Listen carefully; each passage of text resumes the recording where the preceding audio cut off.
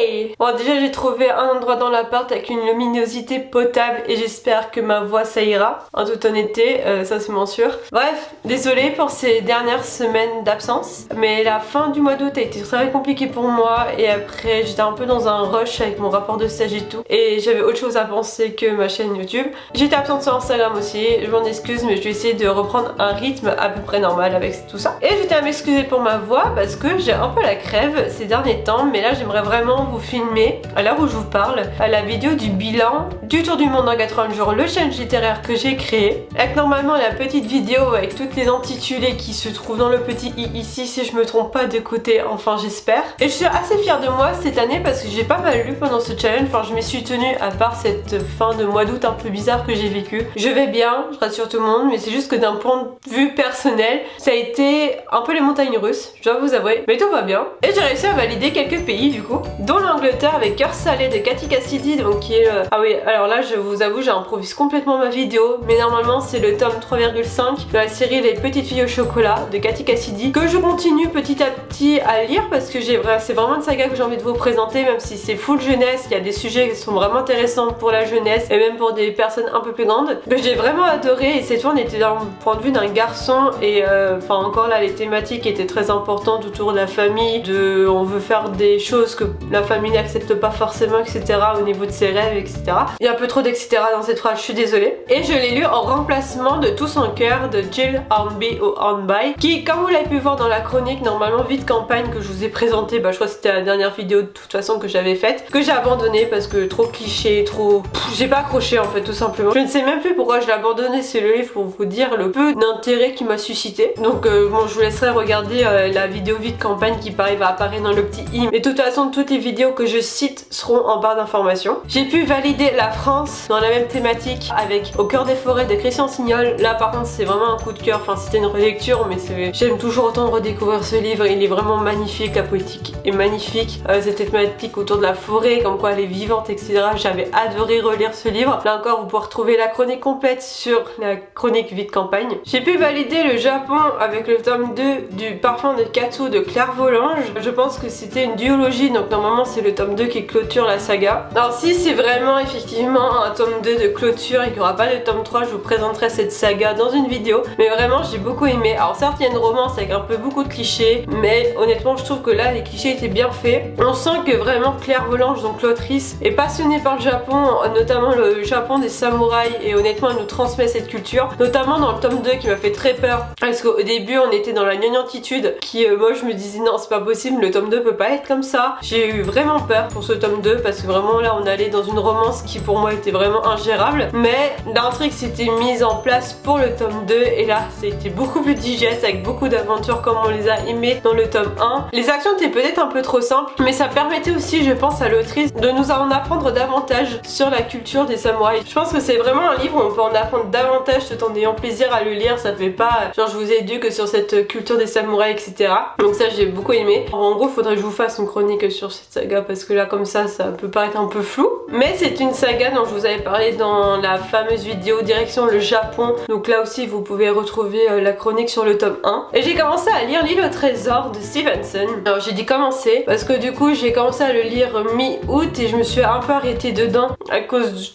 de ma fin août un peu bizarre et j'ai eu beaucoup de mal à me remettre dedans. En fait comme c'est un roman d'aventure, c'est vraiment compliqué je crois de s'arrêter dedans pour reprendre derrière. Vraiment c'est assez compliqué de reprendre un roman d'aventure quand on n'est plus dans le mood, quand on n'est plus dans les énergies de l'intrigue. Même si j'ai eu un peu de mal à reprendre, là ça va beaucoup mieux. Stevenson c'est un auteur qu'on va retrouver sur cette chaîne d'un point de vue biographique, donc je vous ferai une biographie je pense sur Stevenson parce que j'aimerais vraiment vous présenter ces deux romans les plus connus dont L'île au trésor, que j'aimerais bien comparer avec la version de Disney parce que même si la version Disney est vraiment tournée vers le steampunk, je trouve que vraiment pour le coup il y a beaucoup de choses qui sont ressemblantes et il y a des choses qui sont très fidèles à Stevenson et que même si finalement ils l'ont adapté dans un univers complètement différent, il y a beaucoup de choses qui sont similaires et je trouve que ça serait vraiment intéressant du coup de le comparer parce qu'il y a vraiment des éléments pour lesquels Disney ont vraiment été fidèles et ça pour le coup c'est vraiment appréciable. Et je ferai aussi une aparté sur Stevenson notamment pour son deuxième roman le plus connu je pense, qui est L'étrange cas de Dr. Jekyll et de Mr. Hyde si je me trompe pas. En fait c'est un livre que j'ai découvert avec la série Once Upon a Time qui est disponible sur Disney+ et que j'ai saigné ces derniers mois, enfin ces derniers temps, enfin j'ai fait une pause pour les vacances. Il me reste la dernière saison à regarder et j'avais vraiment aimé cette dualité qui a été faite avec le Dr. Jekyll et Monsieur Hyde et qui m'a beaucoup donné envie de lire le roman de Stevenson et de ce qu'on a fait la série. Donc vous savez, c'est une série où on mélange tous les contes. Si on retrouve vraiment ce genre d'ambiance dans le roman, je pense qu'on aura assez de matière pour faire un zoom sur. Donc si tout va bien, prochainement, ces prochaines semaines, on va avoir 3 vidéos sur Stevenson qui vont arriver. Alors je dis si tout va bien parce que si j'ai encore un mental breakdown ces prochaines semaines, notamment avec le semestre qui va arriver, je pense qu'on n'est pas sorti de l'auberge. Même si je pense que là je vais pouvoir vraiment m'avancer, vous tourner les vidéos en avance et voir les monter au fur et à mesure. Je suis en train de perdre ma voix, oui, c'était pas une sensation. J'espère pouvoir tenir jusqu'à la fin de cette vidéo. Honnêtement j'espère, je suis vraiment désolée pour ce son pourrave. Donc disais-je, je crois que si tout va bien, je vais pouvoir vous filmer en avance des vidéos et vous les monter au fur et à mesure pour que vous en ayez là ces prochaines semaines parce que normalement il y a matière. Surtout que les vidéos gastronomie vont revenir avec les vidéos patrimoine parce que je vous rappelle qu'à la base cette chaîne c'était quand même censé être une chaîne culturelle en général et pas que bouquins et que je parle peut-être un peu trop de bouquins à mon goût et j'espère pouvoir du coup vraiment commencer ces vidéos patrimoine. Je voulais en faire une sur Paris cet été, j'ai vraiment pas eu le temps. J'ai pas pris le temps de le faire parce qu'en même temps vous avez vu le temps de merde qu'on a eu cet été quoi, c'était juste pas possible. Donc concernant les autres livres que j'ai pas eu le temps de lire pendant ce challenge, je pense notamment au portrait de Dorian Gray d'Oscar Wilde de Paul Irlande, au livre de la jungle que je n'avais pas en ma possession et que finalement je n'ai pas eu la nécessité de l'acheter puisque j'ai même pas eu le temps de finir ceux que j'avais en ma possession. Et ça c'est pareil, ce sont des livres que j'ai envie de lire mais plus tard du coup, c'est pas un problème. Surtout que j'ai d'autres livres que j'ai pas lus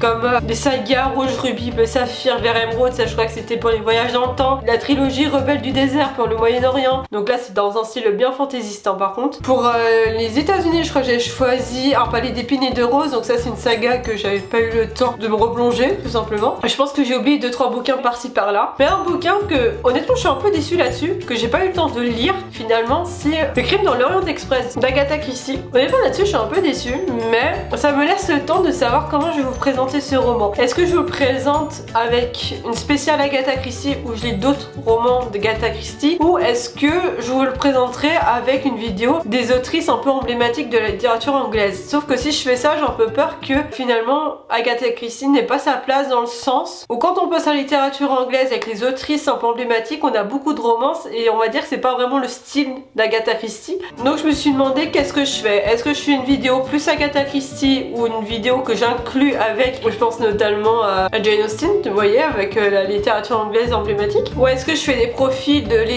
d'autrices anglaises complètement différentes et mais emblématiques quand même. Je sais pas encore, ou est-ce que je fais les deux, ça c'est une possibilité, donc là je vous laisse m'aider en commentaire pour choisir. Je suis encore en train de réfléchir à la question, sachant que comme je suis pas très roman policier, j'en ai pas d'autres de romans d'Agatha Christie, donc il faudrait que j'aille en bibliothèque les emprunter. Donc n'hésitez pas à mettre en commentaire ce que vous en pensez, sachant que ça sera pas pour tout de suite, qu'il y a d'autres vidéos qui normalement vont arriver, en tout cas j'espère. Enfin je vais essayer d'anticiper cette fois vraiment les vidéos pour pas rester un mois sans rien comme ce qui s'est passé au mois d'août. En attendant, moi j'espère que cette petite vidéo vous aura plu, enfin c'est un peu blabla pour rien je pense, mais c'était juste moi j'avais besoin de faire ce bilan là, juste pour moi, pour clôturer ce cycle de chaque été du Tour du Monde en 80 jours, le challenge littéraire. J'ai pas été présente sur la page Instagram dédiée parce que vous me connaissez, j'arrive pas à prendre autant de temps pour les réseaux sociaux. J'espère quand même que ce petit bilan vous aura plu et moi je vous dis à la prochaine dans une nouvelle vidéo. Tchuss!